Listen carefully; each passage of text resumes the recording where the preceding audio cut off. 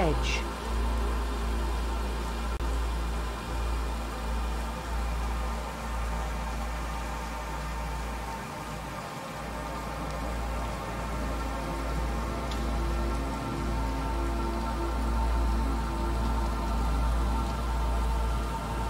brink,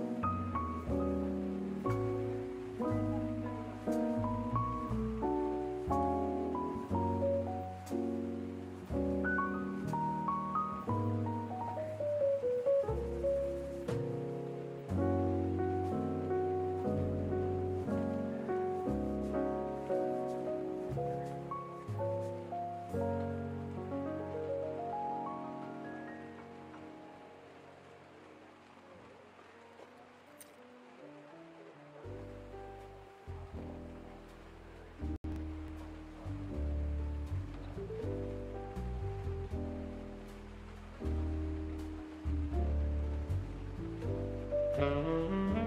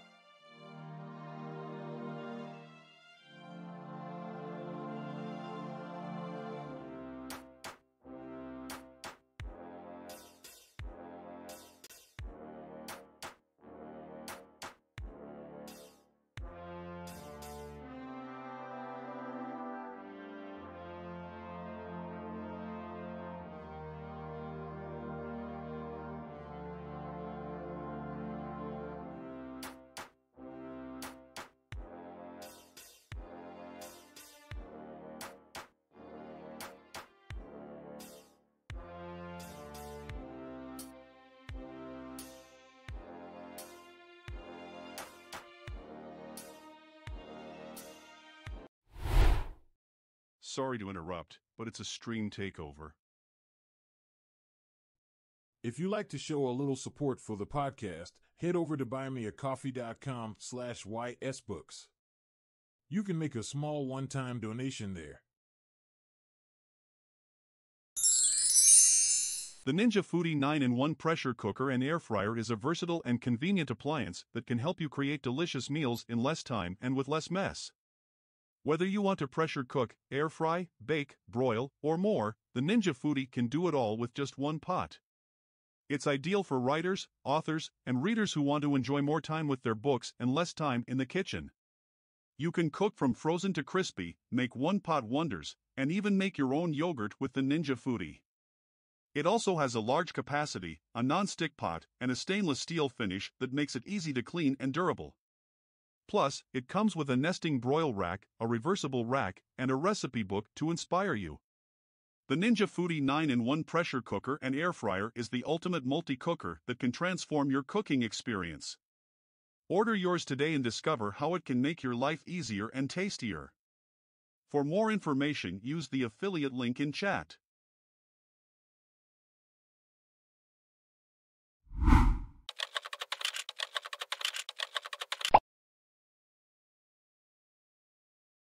No-hit wonder.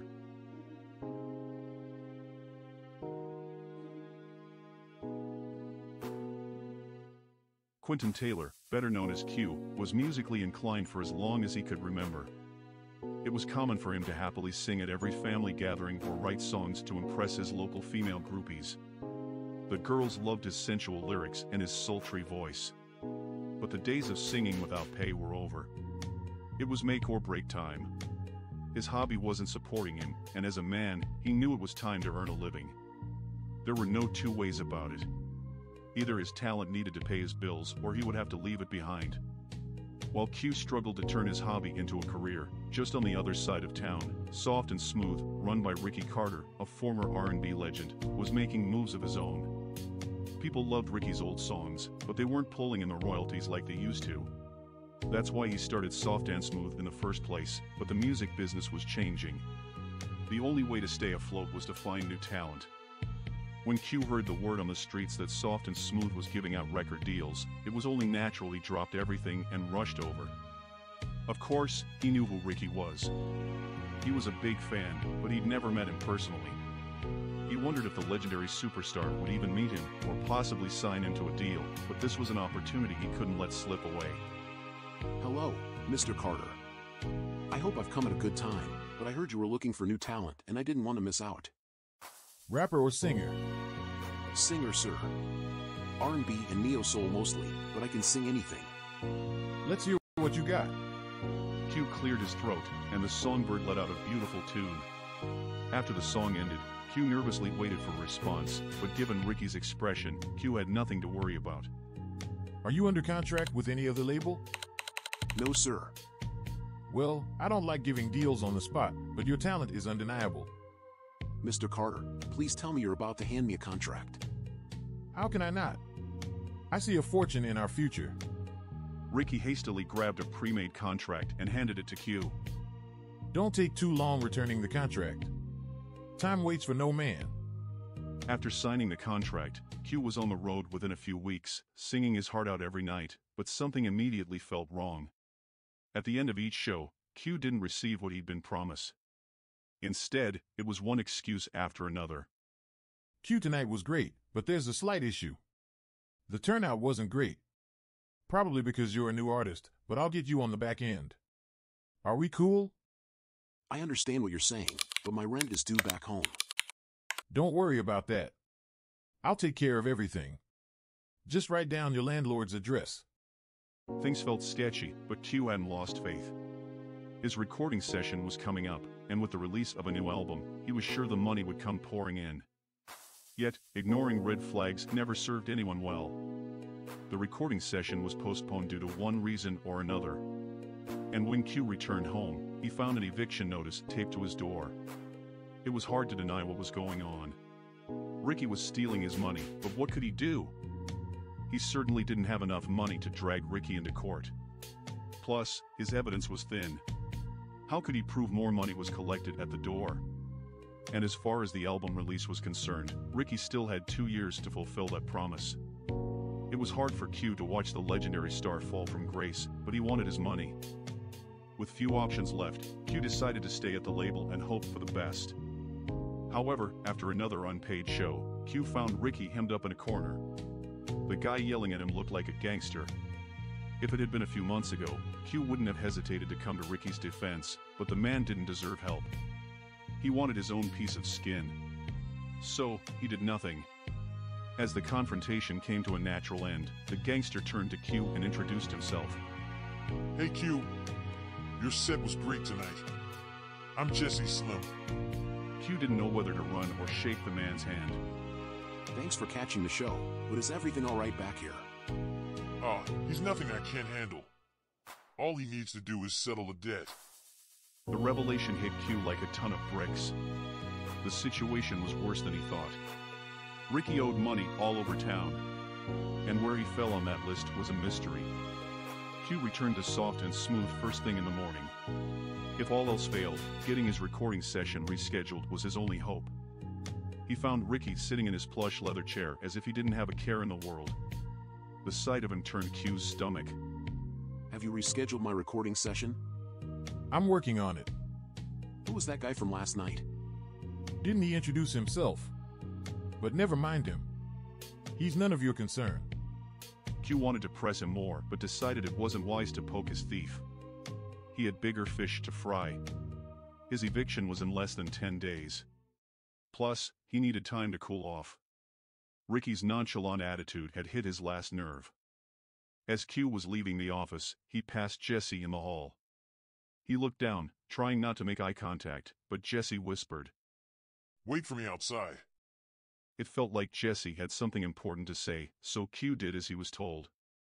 Within 30 minutes, Jesse walked out of the building and joined Q. Let's walk. How much do you think Ricky owes you? To be honest, I stopped counting, but it's close to 40,000. Who do you think I am? Don't take this the wrong way, but a local gangster? Jesse laughed out loud. Then he looked around, ensuring no one was listening. I'm an undercover federal agent. The FBI? Q realized Ricky was in more trouble than he thought. Ever since Mr. Carter opened Soft and Smooth, he's been embezzling and scamming people across 4 states. I've been gathering evidence. Jesse reached into his pocket and grabbed a business card. Forward your recording contract and any other paperwork to this address, and stay away from the office. The raid is going down this week. Will I ever see any of my money? There's a chance. Ricky owns the building. It will be confiscated, and the proceeds will be distributed among his victims. Within 2 days, Q got word Ricky had been arrested. As a favor for helping with the case, federal agent Mark Roundtree, aka Jesse Slim, called Q's landlord and worked out payment arrangements to stop the eviction. You know what they say. Cheaters never win.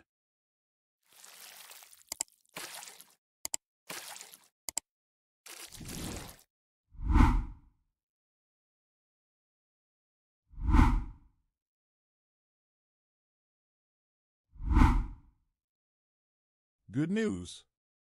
You can now purchase a mug featuring the cover of your favorite audio drama. It's a good way to show a little support for the channel and a great way to keep the free stories coming.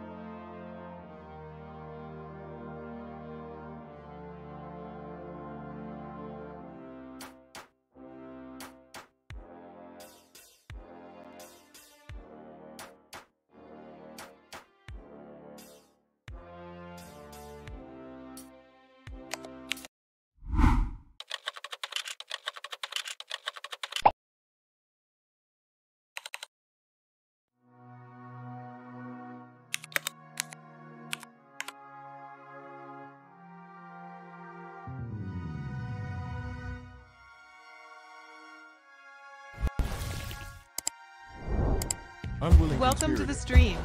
It was Pamela Lincoln's special day. It was her 25th birthday. Yet, there wasn't a single gift, no cake, or friends around to help celebrate the milestone. Sometimes, a day is just another day, and Pamela knew that feeling too well. She was a loner, and not by choice. But all wasn't lost. Today there was something more important on the agenda. She had bigger fish to fry. As she stood in front of Market One Towers, there was just one thing on her mind. She needed a job. Lucky for her, she was interviewing for an administrative assistant position and prayed things went well. She'd received an eviction notice earlier and was down to her last. So, not doing well on the interview wasn't an option. After taking a few moments to muster an ounce of courage, Pamela took a deep breath, straightened her clothes, and walked into the building. Yet, her phony enthusiasm quickly vanished when she noticed no one was at the front desk. The office appeared empty. She knew her appointment was today, and she'd arrived on time, so she wondered, where in the hell was everyone? From the corner of her eye, she noticed an open door a little ways down the hall. At a loss for what to do next, she decided to go and take a look. As she made her way closer to the open office, she heard two people's voices. They were in a heated conversation. Initially, she didn't want to disturb the men's argument, but she didn't want anyone to think she'd come late to the interview. So, she reluctantly peeked through the open door and said, "Hello, sorry to interrupt." Immediately, the two men noticed the intrusion, stopped talking, and threw her an angry look. Before she knew it, one man yelled, Who the hell are you, and why are you eavesdropping? Sorry, sir, but I wasn't eavesdropping. I'm Pamela Lincoln, here for my interview. There was no one at the front desk. The slender man got up from his chair and walked over in a huff. Pamela didn't know what to do. So, she just stood there. The man walked her into the hall and said, Wait for me in the conference room. I'll join you in a moment. In a panic, Pamela backed down the hall, looking for the conference room, but she could still hear the two men arguing. She wanted to leave, but she needed this job. She walked into the room and took a seat. As she waited, she noticed the modern design of the office, but something felt off. Again, her inner voice said, just leave, but that wasn't an option. She'd submitted her resume to several companies, and Just Exports was the only place that called her back. She had to see this through. As her courage returned, the argument down the hall stopped, but the sound was quickly replaced. The men were now fighting. Pamela's heart nearly pounded out of her shirt. There was no way out of the building without passing that office. She got up and moved a chair by the door. She didn't know what good that would do, but it was something. 30 minutes later, the other man appeared disheveled, with a busted lip and bruised knuckles as Chris entered the conference room. Hello, I'm Chris Wilson, the owner of Just Exports. Sorry to keep you waiting, but you're here for the administrative assistant position, right? Pamela was shocked. He was acting as if nothing had happened. So, she decided to go with the flow. Yes, I'm here for that position. Is it still available? Yep. I've looked over your resume, and everything looks good. You can start immediately. Go to the corner drugstore and grab me some alcohol, Band-Aids, and a bottle of pain meds. Pamela didn't know what to say. So, she nodded her head and got up from her chair. Chris smiled and echoed, Welcome to the team. When she returned with the drugstore items, Chris took the bag and handed her a stack of papers. Fill those out. When you're done, leave that NDA on the front desk. Report to work tomorrow morning with the rest of the paperwork completed. Pamela wasn't a naive girl, but she did as she was told and tried to ignore the red flags. The following morning, Pamela reported to work bright and early. Again, the building was empty, but she found a note taped on the front desk. I'll be back in the office at noon. In the records room, there are boxes of documents to be shredded. Thanks, Chris. She hadn't been given a tour of the building, and there wasn't anyone around to ask, so she searched for the records room. The room was empty, just like the rest of the building, except for 3 boxes and a shredding machine. Looking at the documents, she noticed they all resembled purchase orders. Although she felt strange about shredding the forms, she wouldn't think twice about blaming Chris if someone asked. Right on cue, Chris returned to the office at noon with 2 big burly guys. As if she was invisible, the guys all walked past her. They walked into Chris's office and closed the door behind them. She could hear some aggressive mumbling, but Pamela couldn't understand what they were saying. She decided it was probably best and continued scrolling on her phone. An hour later, the two muscle guys left. As they were leaving, Chris walked over to her desk and smiled. How was your first day? Pamela didn't know what to say. This was the strangest job she'd ever worked for. She just prayed Chris had a check for her at the end of the week, but she had to give him an answer. It's okay. Before she could say anything else, they were interrupted by the sound of a truck. It was backing up to their building. Chris motioned for Pamela to follow, and they both walked to the back of the office. As they reached the back door, Chris stopped abruptly and pulled the bottom of her shirt. It frightened her, but there was nowhere to run, even if she wanted to. He looked her dead in her eyes and said, Remember, you've signed an NDA. Her eyes glassed over as she slowly nodded. She knew whatever was strange about this office was about to be revealed. Her heart began to race. The two burly guys were back, and they didn't come empty-handed.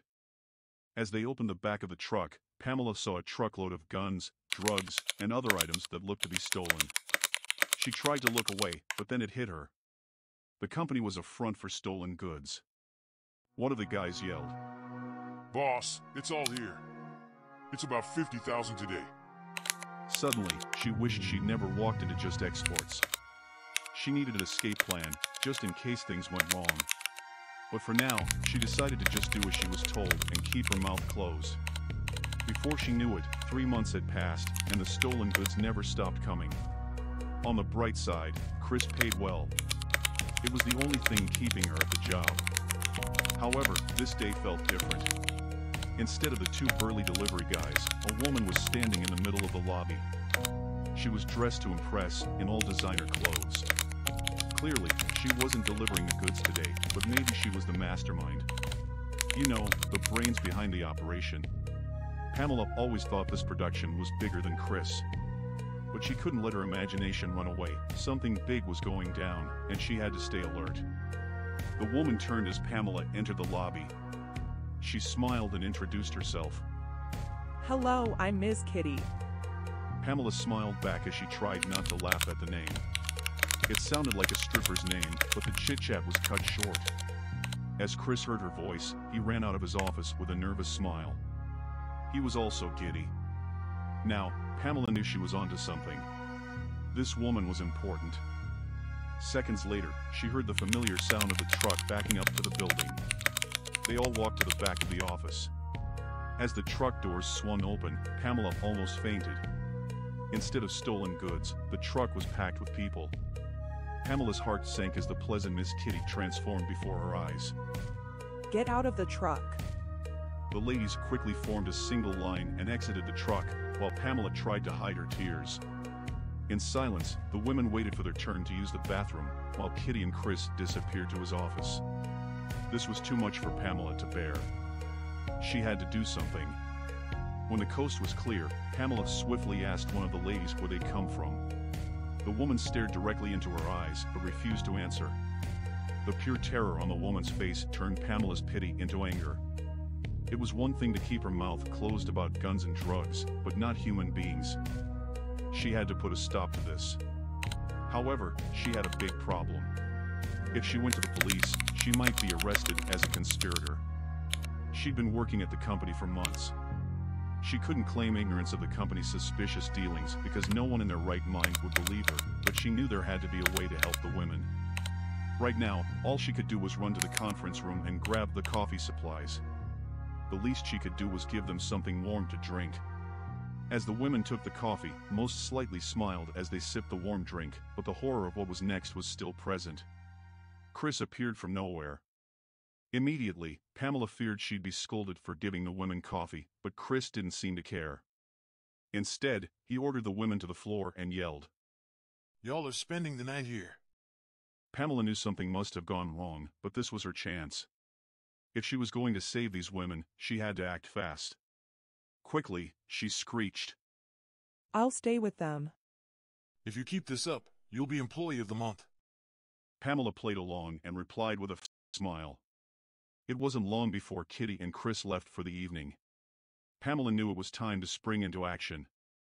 First, she went to the safe in Chris's office. She'd seen him put large sums of cash in the safe plenty of times, and she knew where he hid the code. After opening the safe, she quickly removed about $40,000 and hid it in a trash bag. Now, it was time for the great escape. Since the doors were chained shut, Pamela knew she had to use another way out. She'd been planning for this date since she started working at Just Exports. However, she didn't anticipate company. The only way out was through a small bathroom window. She'd measured the window months ago and knew she could squeeze out, but it would be tough on the other women. So, while the ladies slept, Pamela dropped the trash bag of money out the window and climbed out. She ran 2 blocks down to a pizzeria. She was formulating what to say as she went. When she reached the pizza place, she told the solo employee she'd been mugged. He stopped what he was doing and called the police. Pamela told the operator the honest truth about the women being held in the office, the guns, and the drugs. She provided detailed information on Ms. Kitty, Chris, the 2 burly guys, and the address to Just Exports. The pizza guy looked puzzled. He thought she said she'd been mugged, but before he could question her, she ran out of the pizza spot and hid near the office. The police arrived in no time flat. As the cops cut the chains, Pamela was nowhere to be found. She was still hiding. The police quickly searched the office and came upon the sleeping ladies. They were in bad shape. So, the police called for emergency services to escort the ladies to the hospital. Once the building was cleared, the detectives arrived and started taking fingerprints and collecting other evidence. The lead detective decided the easiest way to catch the perpetrators was to set up a sting. He doubted the witnesses knew the mastermind or would even talk. So, he quickly ordered the chains back on the doors and cleared the scene of police presence. The trap was set. Like clockwork, Chris arrived just as he had the day before with Ms. Kitty in tow. He removed the chains from the front door and walked in, where police were waiting to arrest him. He and Kitty were shocked, but didn't put up much of a fight. They were escorted down to the police station, where they both sang like a canary. The 2 burly guys were caught a few hours later. All the fingerprints matched except for one set. The unmatched set of fingerprints belonged to Pamela. However, Pamela wasn't Pamela at all. Reports said she was the unnamed infant kidnapped 25 years ago from a hospital. Just as she mysteriously appeared at Just Exports, she'd vanished with the money, never to be seen again.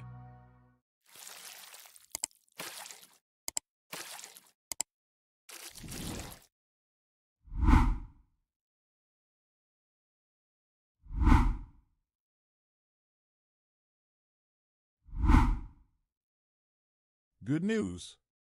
You can now purchase a mug featuring the cover of your favorite audio drama. It's a good way to show a little support for the channel and a great way to keep the free stories coming.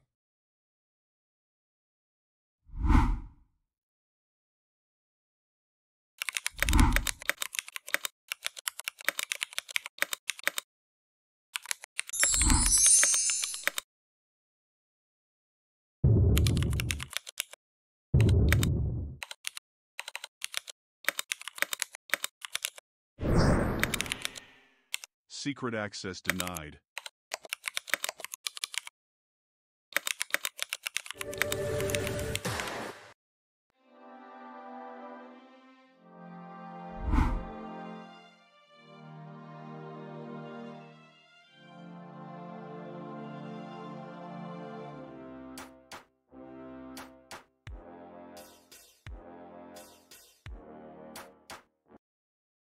Hey, Book Gravy. Roll I'm the glad you dice. can join the stream.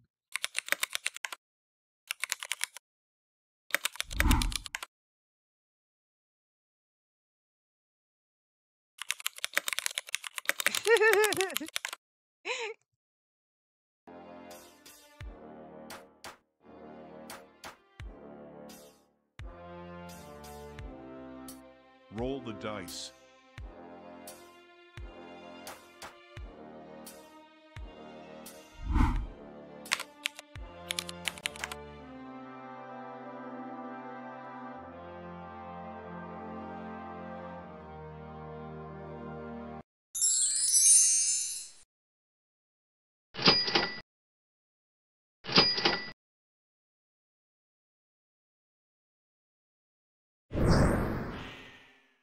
Secret access denied.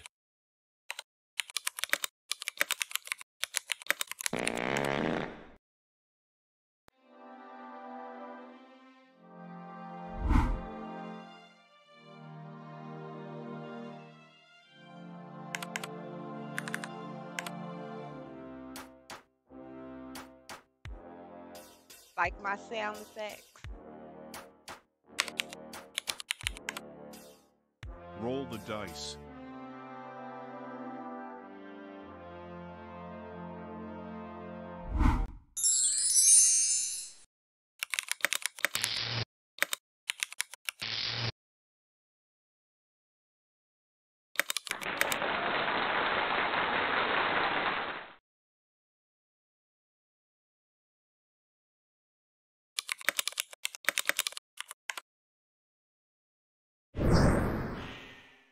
You've been granted free access.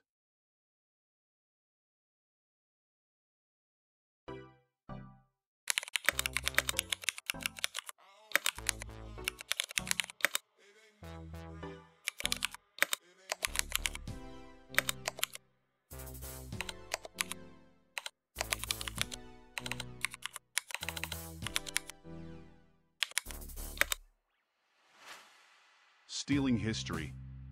We all can agree that over the last several decades, the American dream is slowly dying a painful death. America is changing before our eyes, and nothing is stopping it. After several monumental laws have been overturned and a few new ones added to the books, America is no longer considered the home of the free. Yet, what it's becoming is still unknown. New laws, amendments, regulations, and task enforcement agencies have been popping out of the cracks of society as we stand idly by watching. A year ago, a new amendment slipped by. In a nutshell, this new law is an easy way for the government to rewrite history. But it also prohibits average American citizens from owning or viewing historical documents. And what is deemed historical changes by the day. So, while the government toils away reinventing history with the Historical Ban Amendment, collectors, historians, secret societies, and fortune seekers are all being put out of business or forced underground in one fell swoop. And it goes without saying the rumor mill is alive and well.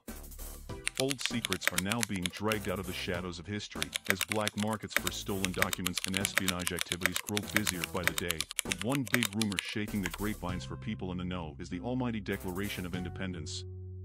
Since August 1776, there were whispers that the publicly viewed declaration was fake. In the past, the rumor held little to no significance. Yet, with the new Historical Ban Amendment in play, the allegations were growing legs. As the story goes, between July and August of 1776, the original document was stolen and replaced with the parchment we see today, and that isn't the only treasure deemed a forgery or lost to the hands of time. There are thousands. With the enactment of the HBA Enforcement Group, the war on history has officially begun.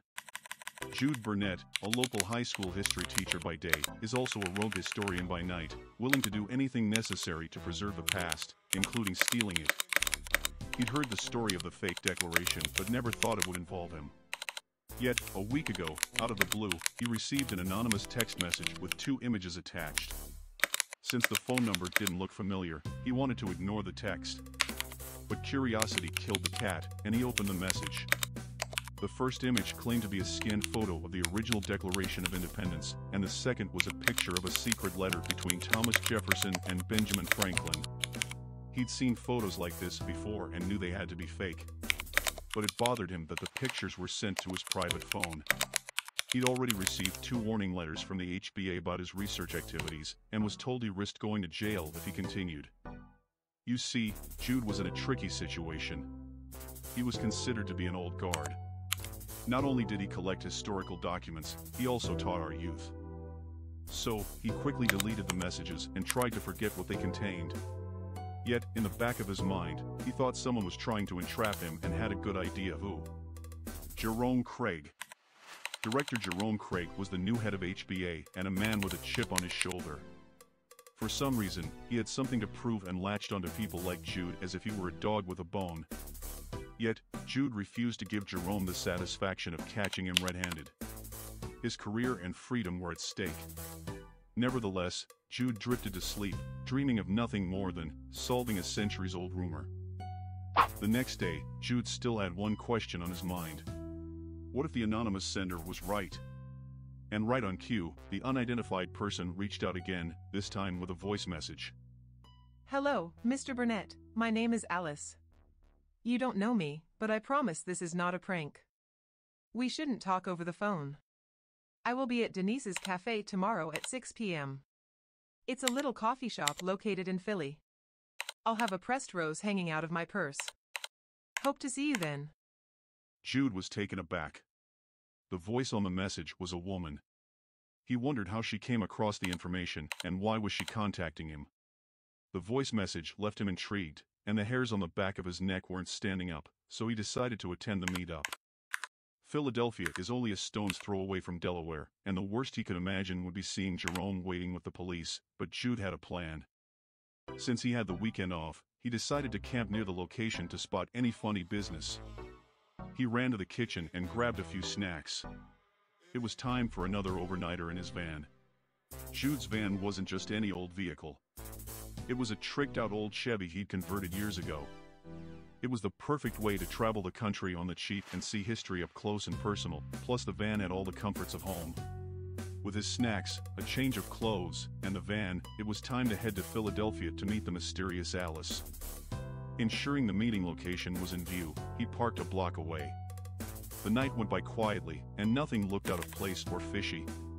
And in the morning, just as she said, a lady with a pressed rose hanging from her purse entered the little coffee shop. As Jude entered the shop, Alice turned around with a slight smile and said, I'm glad you decided to join me. But before Alice could utter another word, Jude huffed out some questions. Before we go any farther, how do you know me? Don't overreact, but I work for Jerome Craig. Immediately, Jude hit the table and yelled. I knew it. This is a trap. Alice reached across the table and grabbed Jude's hand, and in a calm voice, she echoed. Mr. Burnett, I can assure you, this is not a trap. Yes, I work for Jerome, but I'm a plant. What? I'm a mole. There's no better way to tell what an operative is doing than from the inside. I really belong to a secret group of historians, and we've had our eyes on you since your name hit Jerome's most wanted list. Her credentials sound impressive, but Jude still didn't trust her. How did you get your hands on the scan images? I took them myself. Okay, then why didn't you take the documents? And blow my cover, then what? The new information was almost too much for Jude's mind to handle, but he was hooked. So, where are these original documents? It's a little-known fact, but Benjamin Franklin had little houses stashed all over Pennsylvania. She pulled up the location on her phone and said, This is one of his houses and the location of the documents. Let's go. Not so fast. I can't go with you, I'll blow my cover. Jerome is a weird guy. He randomly has us under surveillance and they could be watching us now, but I have a cover story. What's your cover? Alice laughed. You silly, he would never question any of us for investigating the elusive Jude Burnett. Alice got up from the table, fixed her hair, and said, Drop a message when you have a plan. As she left the coffee shop, the revelations of the meeting hit Jude like a ton of bricks. They wanted him to steal the documents. Jude walked to his van as his passion for preserving history overrode his better judgment. He realized he was actually planning the heist of the century. With caution to the wind, Jude drove to Franklin's old stash house and waited for nightfall. In the cover of darkness, Jude carefully opened a back window, crawled into the house, and began his search for the old briefcase protecting the documents. As he opened a bedroom closet door, the briefcase revealed itself. Jude cautiously pried the case open and found one old piece of parchment paper. His hands shook as he lifted the paper closer to his face and read 4 words. This is a test. His heart dropped as he expected cops to barge through the door at any moment, but the house remained silent. He turned the paper over and read. You're in. You've passed the test. The Jeff Franks is a secret society formed to preserve history, and we've been looking for a man like you. We needed a person from the first state to fill a spot, and your passion to keep all historical finds available to all is inspiring. Welcome to the group.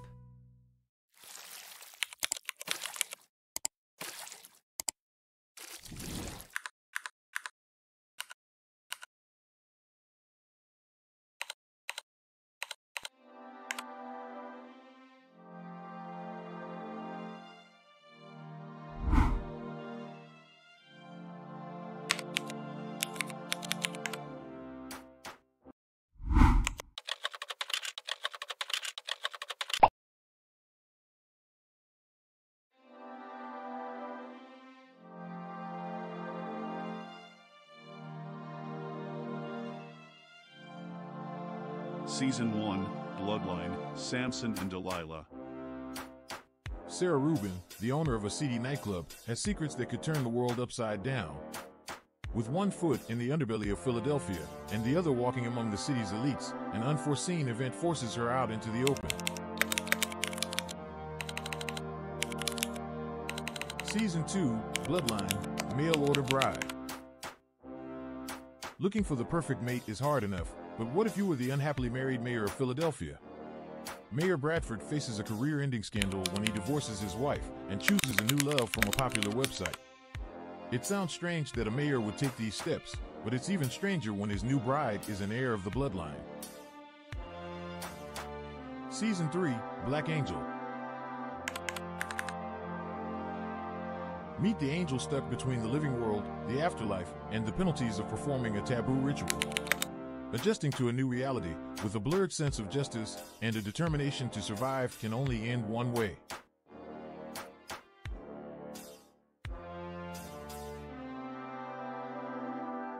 Season 3, Black Angel, coming soon. Stay tuned for other great stories to come.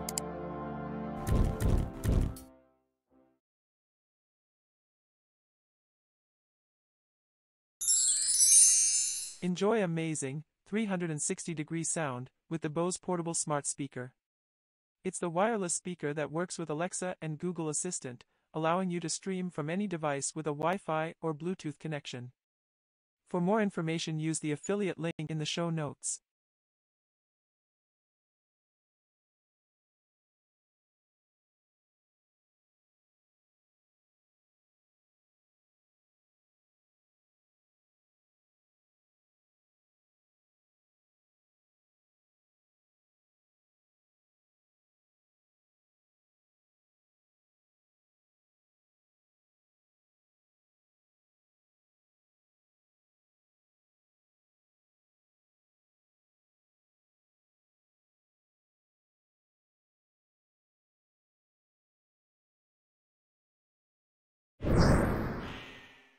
You've been granted free access.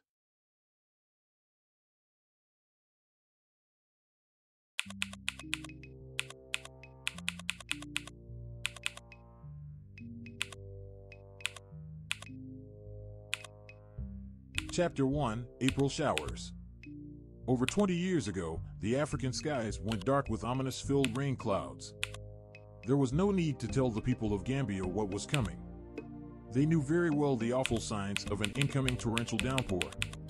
The skies had opened up, and everyone knew what to do next.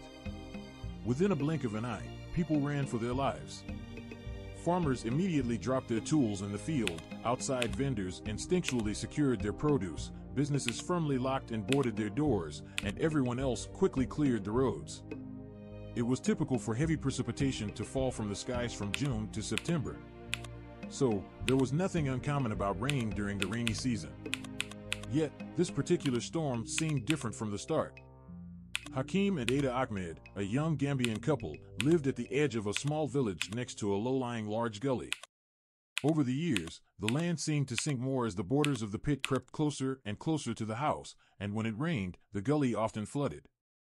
Knowing the storm was coming, Hakeem stepped out onto his front porch to assess the situation, and when he looked up at the dark skies looming over the house and felt the late afternoon chill moving through the air, an overwhelming feeling of dread took hold. The edgy uneasiness was coming directly from his gut. He'd learned to heed his inner warnings. There was no doubt in his mind the storm coming would be terrible, and the mumbling fear rattling in his head finally found a voice. This storm is going to be brutal. We can't stay here. Hakeem and Ada had sheltered in place before, but with the hurricane-like storm fast approaching, Hakeem knew the gully didn't stand a chance. It was still half full of water from the last rain shower. Undoubtedly, it would give way to what was coming. In the past, when forced out of their home, the couple typically went up the road to the next house. It was easy to reach and on slightly higher ground, but the fancy hut was no more. During the last heavy rains, the roof blew off the home and landed on the muddy road, where it sat for weeks. When the water subsided, the community gathered to repair the damage but learned the family had vacated the area for good. With the family gone, the men in the village didn't fix the roof. Instead, they gathered the salvage materials for other projects. Unfortunately, it wasn't uncommon for families to abandon their homes and vanish into thin air. Between the El Nino weather patterns, global warming, and shoddy building materials, many villagers left the area, never to be seen again. It was the sad reality of village life, but everyone tried to make the best of it. Nevertheless, Hakeem knew they didn't have much time left. The storm was about to break. With the darkening clouds covering the skies and the gusty winds picking up, he understood they had to act fast. If they were going to leave, now would be their only time. He walked back into the house and glanced over at Ada.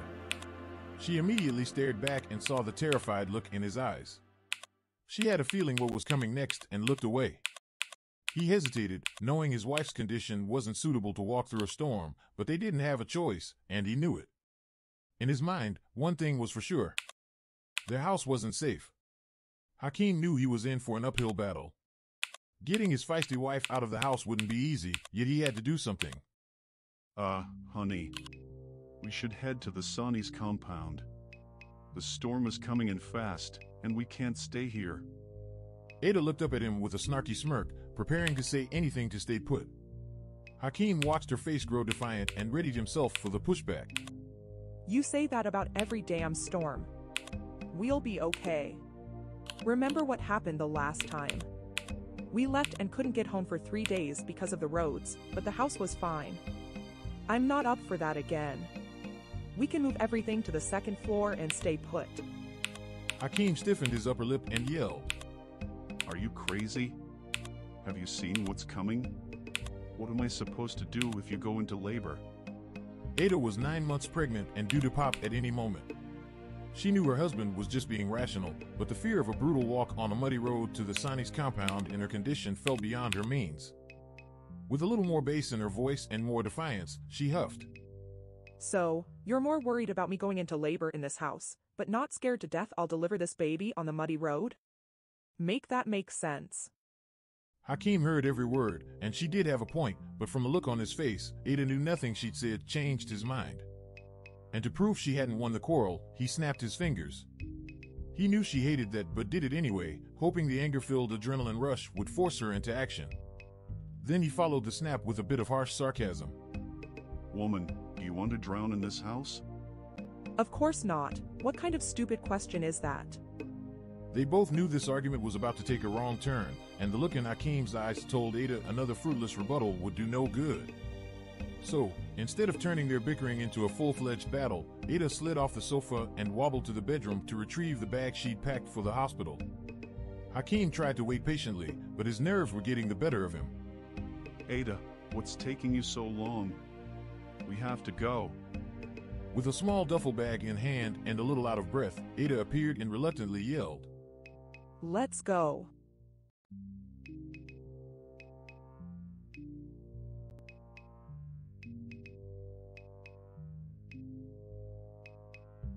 Chapter 2: Unexpected Guest. After quickly grabbing some necessities for the night, Hakeem and Ada set off for the Sonny's compound in a desperate attempt to beat the worst of the storm. It didn't take long to reach the Sonny's house, but when they arrived, Muhammad and Imani were locking up as if they were fleeing the storm too. In a huff, Imani hastily greeted Ada and then shrieked. We're going to the church. This storm is going to be bad. Ada felt the fear in Imani's voice, but she was puzzled. Perhaps Hakeem was right. Maybe she had underestimated the strength of the storm. But the floodwaters had never come up this far, yet Imani and Muhammad looked terrified. Before she could utter a word, Imani whimpered. Our roof was damaged during the last downpour, and in my condition, we aren't taking any chances. Imani was also heavily pregnant. Ada completely understood her plight, but that didn't stop the devastated feeling rising in her chest. She barely got to their house, and the thought of more walking just felt heart-shattering. She dropped her head and looked down at her swollen right ankle. She wanted to cry and felt slightly faint, but out of nowhere, Imani gently grabbed her hand and whispered, We're in this together. Those simple words seemed to give Ada the extra nudge to continue on. As the two couples made their way to the church, Thelma and Olivia, the widow sisters, popped out of nowhere. Immediately, Hakeem wanted to shoo the old busybodies away. Thelma and Olivia were colossal gossips in the village, and people tended to avoid them with a 10-foot pole. They held no value unless you were interested in rumors floating about, which were more than likely started by them. But that wasn't always true. Life changes forced them into the shadows of the community, and they hated it. Yet, in the present situation, no one had the heart to turn the aging women away amidst an incoming storm. They all realized this was an emergency, not the time to second-guess people's motives. As everyone refocused on their current predicament, the group, including Thelma and Olivia, continued toward the church. When they approached the steep hill leading to the church, the drizzling rain turned into a heavy downpour. The men tried to quicken the group's pace, yet with two pregnant women struggling to keep up, efforts were in vain. Within minutes, the cloudburst got worse. Everyone was soaked to the bone. Ada dropped to her knees and refused to take another step. Both mothers-to-be had run out of energy and were swiftly losing hope. Thelma and Olivia glared at each other. This was the moment they'd been praying for. A new tale to spin around the village, and as the situation grew dim, the happier they got. Yet, they weren't there to stand on the sidelines. They wanted in on the action. Thelma grabbed the ladies' bags while Olivia ordered the husbands to carry their wives the rest of the way. As the group continued towards the church, debris flew overhead, small puddles turned into raging lakes, and visibility dropped by the second. Yet, the men knew none of that should stop their stride. Nothing at the moment was more important than getting their wives to safety. Once they'd finally reached the church, ferocious winds blew open the unlocked doors. It was shocking, but there was no time to waste. Everyone quickly ran inside as lightning strikes illuminated the dark skies. But, immediately, they all knew something was amiss. The church was empty. Was the church in the path of the storm? They'd expected the building would be filled with others fleeing. Thelma gasped. Where is everyone? Her disappointment was undeniable as she turned to her sister, but Olivia didn't utter a word. The others just ignored the question. The small chapel was eerily damp, cold, and creaky, to say the least, but being on higher ground made it the safest place until the storm cleared. For now, no one was going anywhere. Hakeem and Mohammed quickly found gym mats and laid them on the floor. For tonight, they would serve as beds.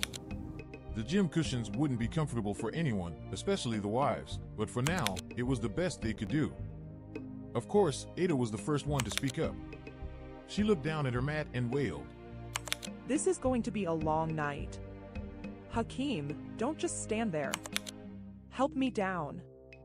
Hakeem knew Ada was irritated, sore all over, and scared. He wasn't taking any of her outbursts personally. He helped her down to the mat, kissed her forehead, and whispered in her ear. Honey, I'm doing the best I can. I know. With everyone semi-comfortable, they began preparing for a long night when a massive thunder blast shook the church. Before anyone could react, the blast was followed by a blood-curdling scream. It was Ada. With all her might, she yelled. The baby's coming. Not knowing what to do next, Hakeem wanted to faint. Instead, he looked at Mohammed for help, but he looked just as bewildered as he did. Hakeem, did you hear me? I said the baby's coming. Imani was in no condition to help, but she yelled. Somebody do something. Luckily, Thelma and Olivia were on hand. They immediately sprung into action. Thelma ran to a back room and started creating a makeshift delivery area while Olivia ran to assist Ada. There was no time to waste. Judging by Ada's screams, the baby was coming fast. The church lights flickered with each of Ada's contractions. Yet, amidst her agonizing cries, the vicious rains continued to beat on the chapel's roof. Feeling helpless, Hakeem paced the floor as his wife struggled to give birth. Yet, as the moments intensified, an abrupt silence fell over the room. Everyone froze, waiting to see or hear what would happen next. In the far distance, a faint cry came from the back room, followed by an enthused yell. She's delivered the baby. It's a boy. Hakeem flopped down on the nearest chair in relief. His nervous anticipation was over. Yet, another emergency was on the rise. And no one expected what happened next. If you'd like to show a little support for the podcast, head over to buymeacoffee.com/ysbooks. You can make a small one-time donation there.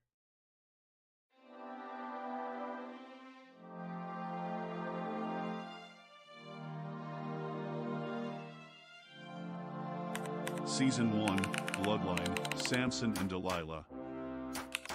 Sarah Rubin, the owner of a seedy nightclub, has secrets that could turn the world upside down.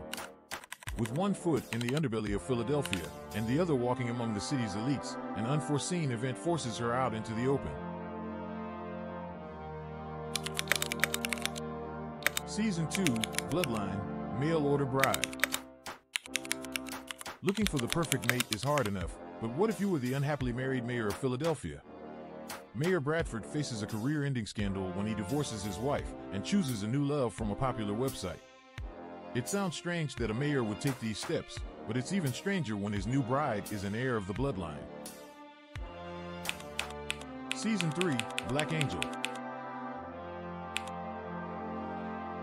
Meet the angel stuck between the living world, the afterlife, and the penalties of performing a taboo ritual. Adjusting to a new reality, with a blurred sense of justice and a determination to survive, can only end one way.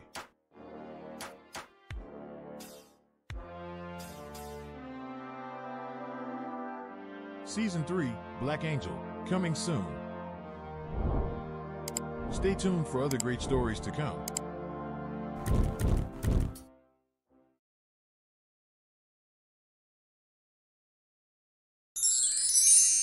The Kindle Paperwhite is the perfect device for writers, authors, and readers who love to immerse themselves in the world of words. It has a high-resolution display that makes text crisp and clear, a built-in adjustable light that lets you read comfortably in any setting, and a battery that lasts for weeks. Whether you want to write your own masterpiece, read the latest bestseller, or browse through thousands of books in the Kindle store, the Kindle Paperwhite has you covered. It's the ultimate e-reader for anyone who loves books. For more information, use the affiliate link in chat.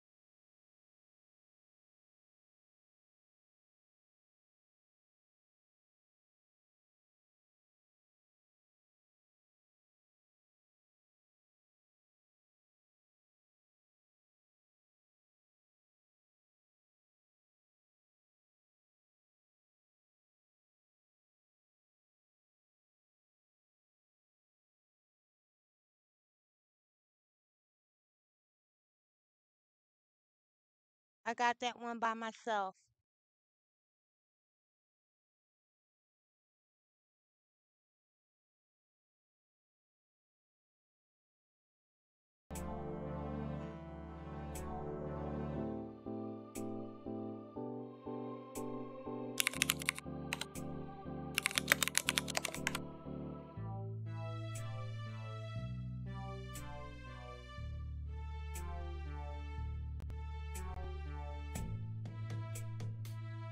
Yes, the game.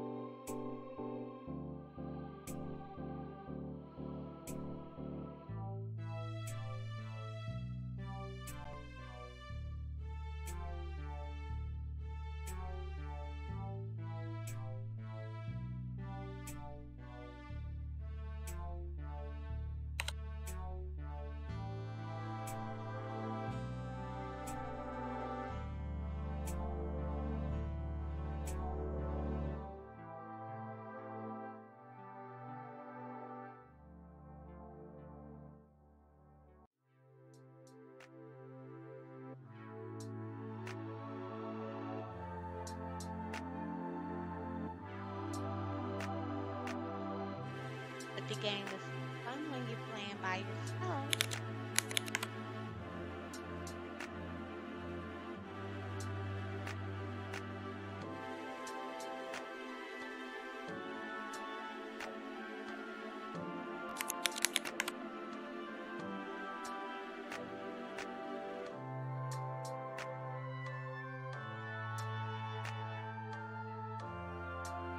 You got it.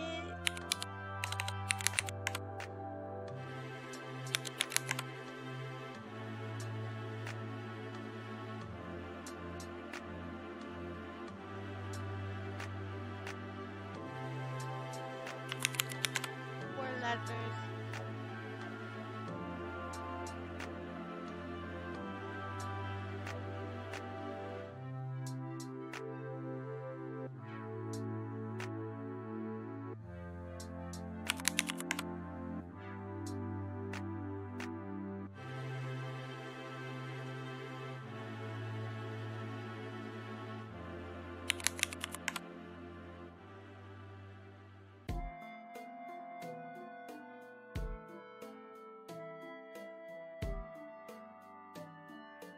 You have to wait for your box to read.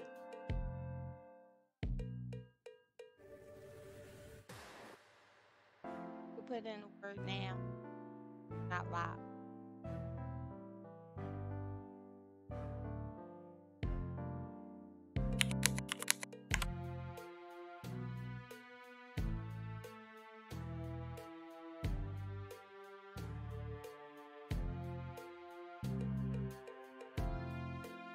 There's only one egg.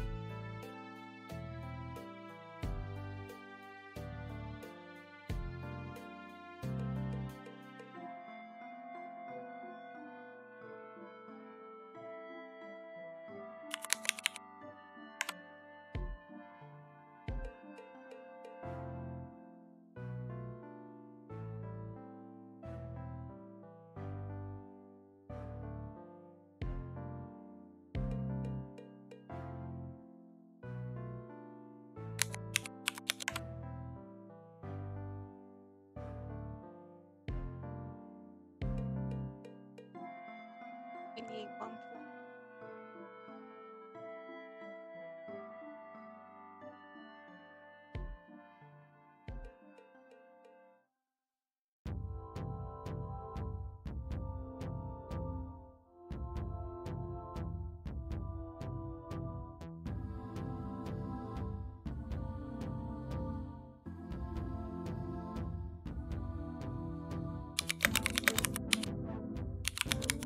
Okay, so it's 112 versus 20.